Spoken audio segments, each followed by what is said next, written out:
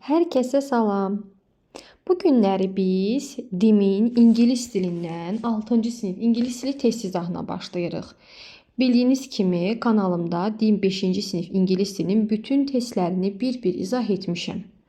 Bu gündən isə başlayırıq biz artıq ingilis dili DİM 6-cı sinif test izahını verməyə. Diqqətli olaq və birlikdə işləyək, birlikdə öyrənək. Bilirik ki, ingilis dilində testlərə başlayar-başlamaz birinci hissədə bizdə dinləmə hissə olur və hər dərs o biri videolarımda da deyirdim, yenidən təkrar deyirəm. Dinləməni səhvsiz etmək istəyiriksə, dinləmə başlamazdan öncə suallarla oxuyub tanış oluruq, daha sonra edirik. Bu şəkildə edəndə dinləməmiz səhvsiz olur. Bir dənə də sizdən bir şey paylaşmaq istəyirəm. OTK sınağına gedən şagirdlər, 9-cu sinif attestasiya şəhadətnamə imtahanına, 11-də attestata və yaxud da ki, qəbula hazırlaşan şagirdlər. Siz biraz oyanıq olmalısınız, nə mənada? İmtahan başlayanda sizə xəbərdarlıq edə də bilərlər ki, dinləmədən başlayırıq, açın, oxuyun, suallardan tanış olun, deməyə də bilərlər. Siz özünüz oyaq olmalısınız. Test kitabça sizə paylanandan kimi, açın deyən kimi birinci ingilis dilini açıb dinləməni oxumalısınız. Çünki sizə imtahanda 1-2 dəqiqə vaxt verəcəklər ki, siz dinləmədən tanış olasınız. Onlar deməmiş açıb, yəni açın deyən kimi, halbuki onlar nəyisə izah edənə qədər siz sırazı dinləməni oxuyub suallarla tanış olun ki, dinləmə başlayanda başa düşəsiniz ki, siz nə axtarırsınız orada, hansı cavabı axtarırsınız. Mən mətnləri də bu şəkildə edirəm. Mətn isə izahında təkrar başa salacağım nə demək istəyirəm. Gəlin dinləmədən başlayaq. Birinci sualda deyir ki, mətn nədən bəhs edir? Yəni dinləmədə əsas mövzu nədir? Nədən bəhs edir? Cavab olacaq C variantı. The beauty of Cape Town. Cape şəhərinin gözəlliyi. İkinciyə baxıram. What is the Table Mountain famous for? Table dağları nə üçün, nə ilə məşhurdur? Parks and gardens, parklar və bağçaları ilə. Üçüncüyə baxıram. Cape Town has lively culture with music. Culture mədəniyyət, yəni canlı mədəniyyəti və musiqisi var. İndi üçüncü testdə A variantını deyir. Deyir ki, şəhərlərin Cape Town çox gözəl bir şəhərdir. Dünyadakı ən gözəl şəhərlərdən biridir. Amma üçüncü testdə görün nə yazıb A variantında. Yazıbdı ki, ən gözəl şəhərdir dünyada. Amma dinləmədə deyir ki, dünyadakı ən gözəl şəhərlərdən biridir. Ona görə A variantını düzgün cavab olaraq seçmirik. Baxın, diqqətli olaq. Dinləmədə A variantını deyir.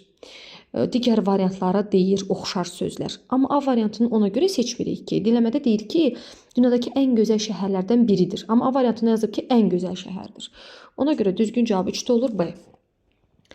4-dən davam edirəm. Doğrulara true, yanlışlara isə biz false seçməliyik. 4.1. The view of city from the top of the mountains is amazing. Dağın başından olan görünüş, yəni mənzərəsi, belə deyək, şəhərin mənzərəsi amazing, əladır, mükəmməldir. Bəli, true. 4.2. Visitors came to Robben Island to learn about the fight. Deməli, visitor, baş çəkənlər gəlirlər Robben adasına döyüş haqqında öyrənməyə. Bəli, 4.2 true. 4.3. Visitors are not allowed to hike. Deyir, visitor, bura baş çəkən insanlar dağlardan hiking eləməyə, yəni dağlarda sürüşməyə icazə verilmir. Bu yanlış fikirdir, çünki icazə verilir. 4.3 olur B. 4.4. Cape Town'un, Cape şəhərinin çimərlikləri sıxıcıdır, dincəlmək və suda surfing eləmək üçün. Bu da yanlışdır, sıxıcı deyil, əksinə əyləncəlidir. Deməli 1C, 2A, 3B, 4-1A, 4-2A, 4-3B, 4-4B olacaq. 5-ci hissədən davam edirəm. Burada 5-ci sinifin dərsliklərində olmayan hansı fərqli söz var idisə, həmin sözü özüm xətləmişəm, üstünə də tərcüməsini yazmışam ki, siz mənim video izahlarıma baxarkən həmin sözü lüğət dəftərinə yazasınız və öyrənəsiniz. Hello, salam. Take a boat through our city's colorful canal. Deməli deyir ki, qayıq götürün və bizim şəhərin gözəl, rəngli kanalları ilə, yəni onun içərisindən keçin. Enjoy music, flowers and tasty snacks on the water. Ləzzət alın musiqidən, güllərdən, dadlı atışdırmalıqlardan, suda. It is a joyful and unique adventure. Bu çox əyləncəli və təkrar edilməz, yəni unikal bir macəradır. Plan your trip now. Öz səyahətinizi indi planlayın. Deməli, bu nədir? İnsanları qayıq turuna dəvət edir. və qayıqda olan qayıqla kanalların arasından gəzirlər, şəhərin gözəlliyini görürlər, musiqidən, güllərdən tanış olurlar və həmçinin qayıqlarda olan atışdırmalıqlardan yeyirlər. Yəni 5-də cavab olacaq D variantı. Inviting people to boat tour. 6-dan davam edirəm. Dear Sara, əziz Sara. Aha, 6-cı testdə mənim adımı yazıblar. Görək nə deyir. I just came back from the village. Mən yenicə kənddən qayıtmışam. People live in wooden houses above the water there. İnsanlar taxtadan evlərdən yaşayırlar suyun üstündə. Yəni suyun üstündə olan taxtadan evlərdə yaşayırlar.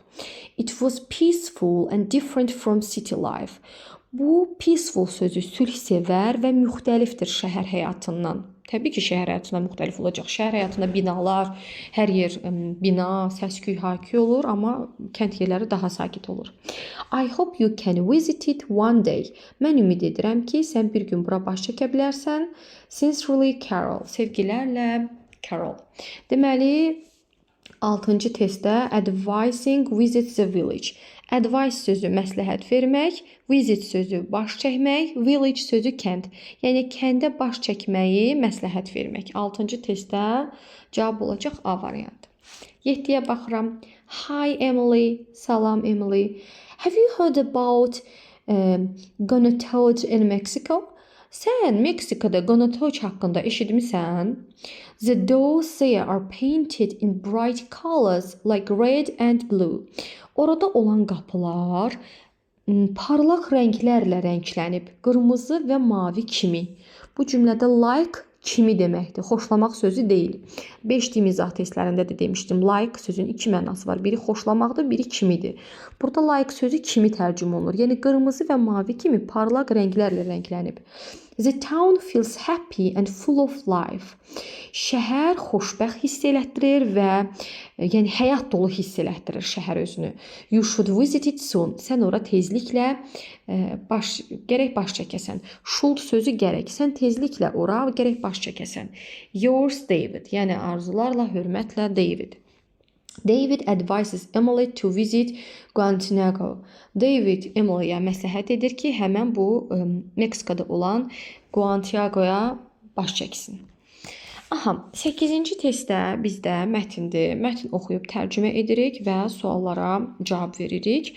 Mən mətnin cavabları olan hissələri xətləmişəm. Qalan hissələr çox sadə bir mətindir. Burada çətin, anlaşılmayan heç bir qeyri-adi bir şey yoxdur. Oxuyub tərcümə edirik və suallara cavab veririk. Gəlin baxaq görək mən necə cavablandırmışam. 8-ci testdə deyir ki, mətin nədən bəhs edirdi? Yəni mətndə əsas ideya nə idi? The city of life, işıqlar şəhəri. 9-a baxıram. Why is Paris called the city of light? Paris nəyə görə işıqlar şəhəri adlandırılır? Because Paris is one of the cities to use street lighting. Ona görə ki, Paris o şəhərlərdən biridir ki, o küçələri işıqlandırır. Yəni hər yer küçələr, şəhər, hər yerdə işıqlar olur. Ona görə onu işıqlar şəhəri adlandırırlar. Ona baxıram. The visitors of Paris. Baxın, visit sözü baş çəkməkdir, feil. Visitor, baş çəkən, yəni ora baş çəkən, ziyarət edən insanlar. The visitors of Paris. Parisdəki insanlar, Parisə baş çəkən insanlar. Go to the top of the Eiffel Tower. Eiffel Tower-ın, yəni Eiffel qalasının başına çıxırlar. Top baş deməkdir, yəni ən başına qədər çıxırlar. Bəli, 10 oldu C. 11-ə baxıram. Deməli, doğru bəyanatları seçirik. A variantında every season hər fəsil deyir. A variantında deyir ki, Paris hər fəsildə güllərlə dolu olur. Amma mətndə deyir ki, in spring, yazda güllərlə dolu olur. İkincidə deyir ki, Eiffel Tower is one of the popular.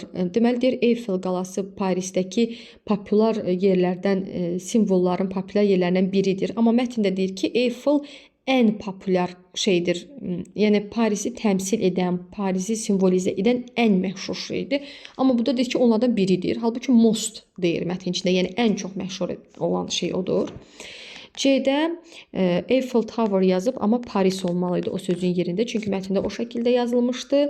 D-də də deyir ki, Paris dünyadakı ən məşhur şəhərdir. Ən məşhur şəhər deyil, ən məşhur şəhərlərdən biridir olmalıydı. Düzgün cavab olacaq Y variantı. Everyone in the world dreams to visit Paris. Dünyadakı hər kəs Parisə səyahət etməyi arzuluyur. Mətndə İmen'in bu tipli cümlə deyir ki, yəni dünyadakı hər kəsin böyük arzusu var ki, Parisə gəlsinlər və oranı gəzsinlər. 11-də cavab olacaq Y.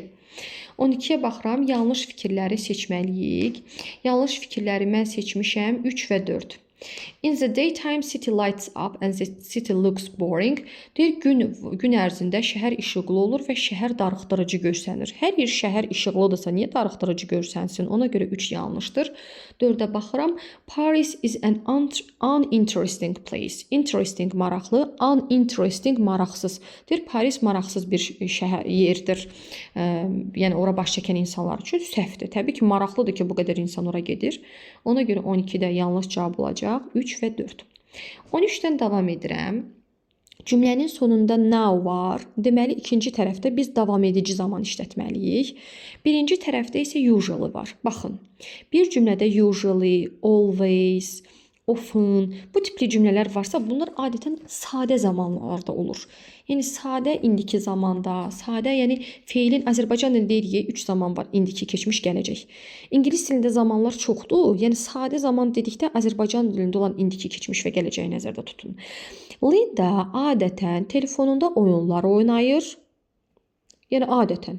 Plays, Linda she olduğu üçün, feillərə də 3-cü şəxsə s atdığımız üçün, Linda plays. O biri cümlə ikinci tərəfdə now sözü olduğu üçün davam edici zaman olmalıdır. Amma o indi multika baxır. Tərcümə edirəm. Linda usually plays games on the phone, but she is watching a cartoon now. Linda adətən oyunlar oynayır telefonda, amma indi o multika baxır. Yəni 13-də cavab olacaq D. 14-də baxıram. Julia mənim dostumdur və yaxud da ki bizim dostumuzdur.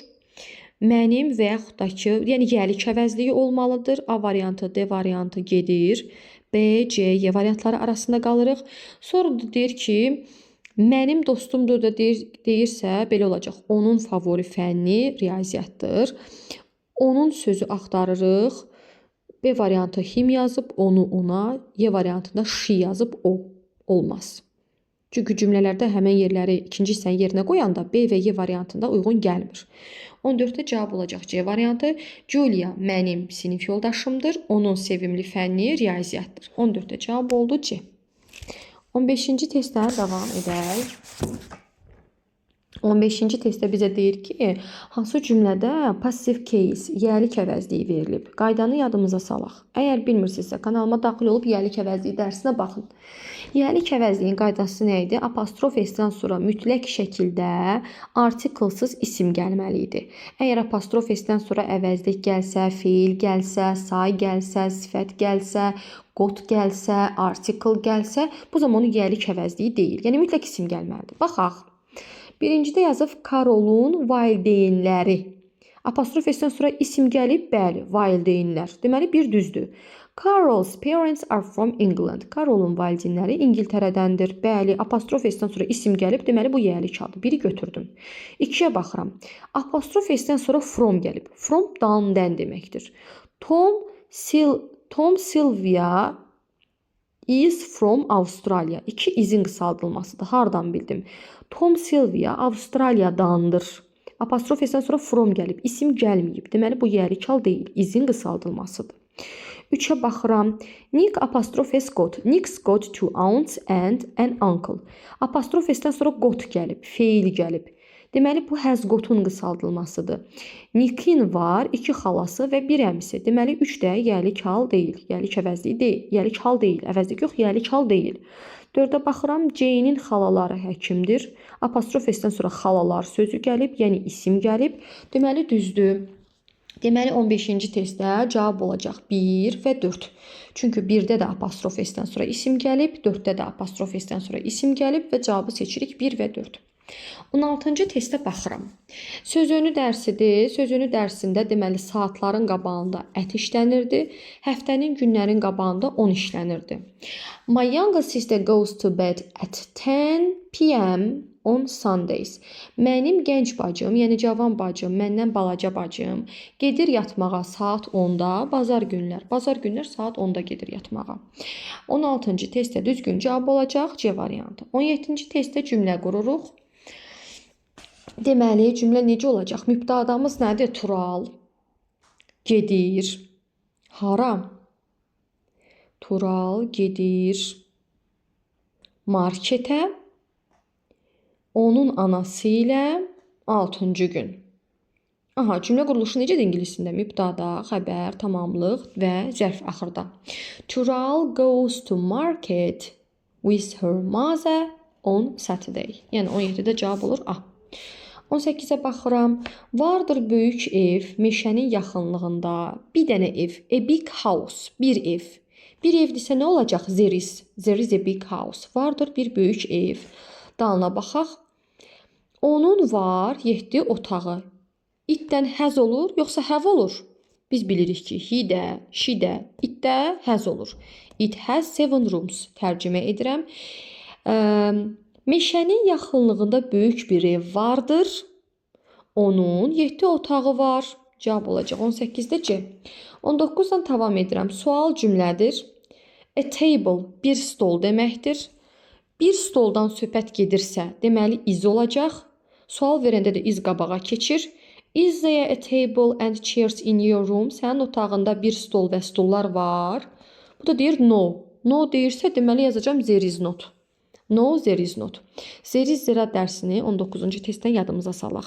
There is zerada qayda belə idi ki, izdən ardan sonra gələn birinci ismə baxırıq. Birinci isim təkdirsə is, cəmdirsə ar. Yəni sualda bəzi uşaqlar deyir ki, 19-da burada yazıb a table, bir stol, dalından da stullar yazıb. Bir stol və stullar cəmdir axı. Niyə is seçirik? Ona görə ki, zeri zera dərsində qrammatika belə idi. Zeri zera özündən sonra gələn birinci isimlə uzlaşır. Yəni desəm ki, stolun üstündə bir qələm və 1000 kitab var, biz qələmə baxırıq.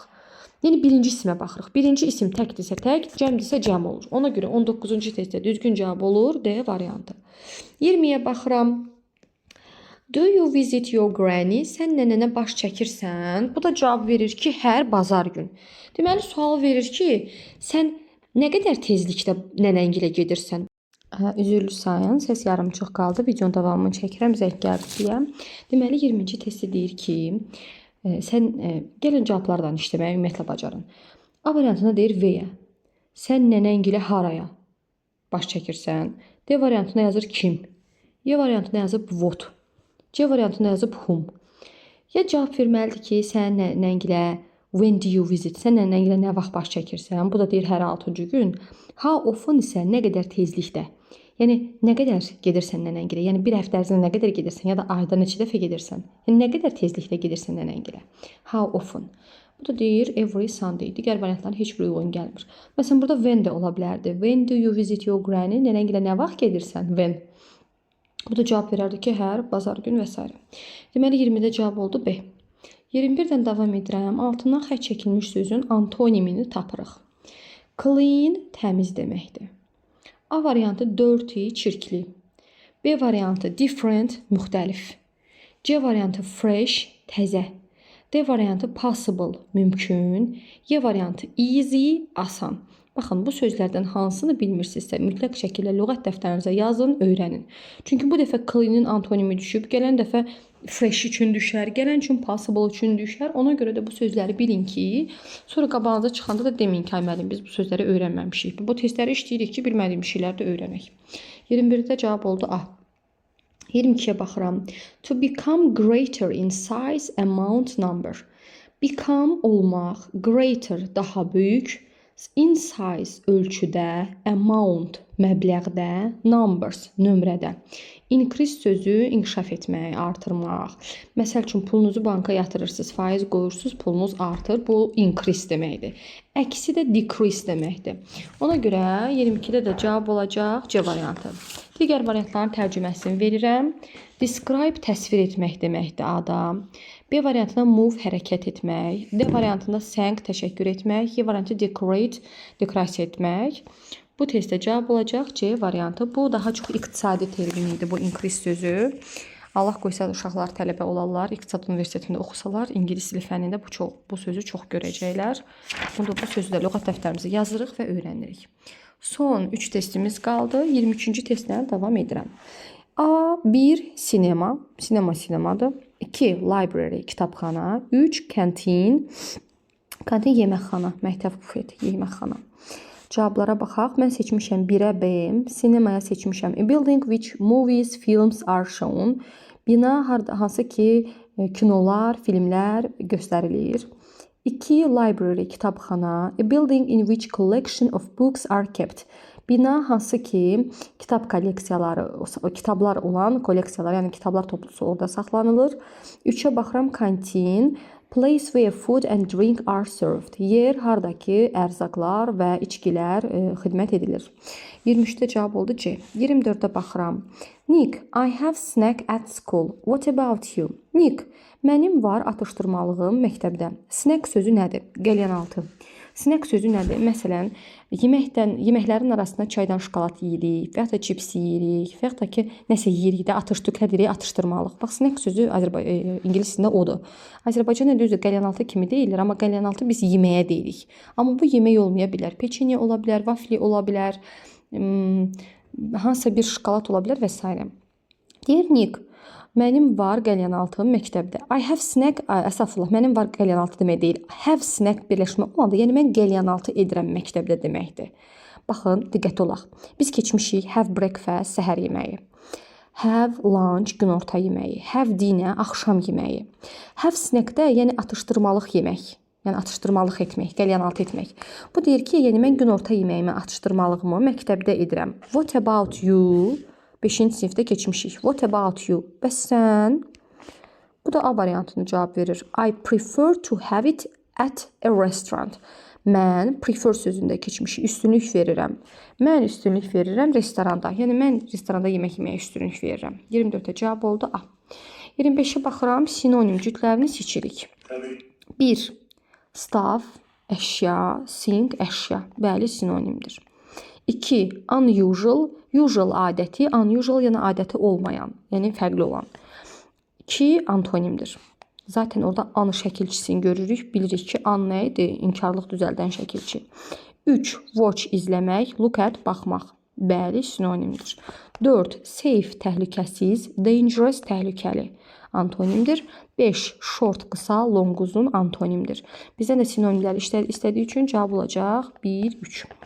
Mətnə baxaq. Mətnləri daha böyük tərtib eləməyə çalışıram. Çünki 5-ci sinifdə mətnlərimiz daha qısa idi. 6-cı sinifdə daha böyük mətn qurmağı bacarmalıyıq. Mən belə yazmışam. One day, the teacher took the students to a bakery. Bir gün müəllim uşaqları çörəkxanaya apardı. Bakery yəni şirniyyat bişirilən yer. She wanted the students to learn how to cook. O, uşaqların necə bişirildiyini öyrənməklərini istəyirdi. The children began to make some cookies. Uşaqlar başladılar bir qədər peçenyeləri düzəltməyə. They mixed some flour, butter, sugar and water. Onlar qarışdırdılar bir qədər un, yağ, pesoq və su. When they all were ready, they put the cookies into the oven. Nə vaxt ki, hər şey, hamısı, yəni bütünlükdə hazır idi, onlar peçenyeləri duxovkanın içinə qoydular. After 45 minutes, the cookies were ready to eat. 45 dəqiqədən sonra peçenyelər yemək üçün hazır idi. They looked delicious. Onlar dadlı görünürdülər. Kənardan gələn səslərə görə üzürlü sayın. Bugünkü video izahım bu qədər oldu. Bugün 26 test izah elədim. Dimin ingilis dilindən 6-cı sinif üzrə. Yenə də qeyd edirəm. Bilirsiniz ki, 5-ci sinifin bütün testləri kanalımda bir-bir bölüşmüşəm. 6-cı sinifin də testlərini bir-bir bölüşdürməyə başlayacağım. Bu izahım ingilis dilindən ilk testidir. 6-cı sinifin ilk testidir. Əgər videolarım sizin üçün faydalıdırsa, like atmağı, abunə olmağı, başqalarla bölüşməyi unutmayın. Sağ olun, hələlik.